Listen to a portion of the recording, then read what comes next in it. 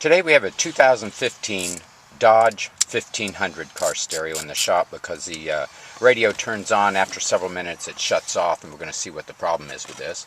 But we're going to start with our pry bar and remove the little insert at the top where the pen holder is, and we have two Torx screws up here on the top.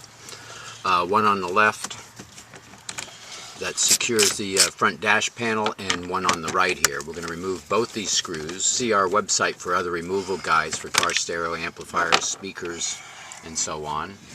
With that removed, the entire front dash trim panel will pry or pull forward from the dash. This takes a little bit of work. The clips are very snug. There we go, and that pulls it all back. This allows us to pull the panel back. We can do one of two things at this time. We can set the panel down and access the radio only, or there are three connectors here that can be replaced. They have triggers on the top of them. You squeeze this trigger that's at the top down into the connector and they release. Same with the second connector here and the third over here. But we're going to leave this connected because we want only the car stereo. We have four screws that secure the stereo to the dash. Two on the left side. These are 7 millimeters. One on the bottom left corner of the car stereo. One on the top left side of the car stereo. And two screws here on the right. These screws all secure the car stereo to the dash, which will allow us to pull it out once these have been removed. With these four screws removed, we want to grasp the sides of the car stereo and pull it out of the dash.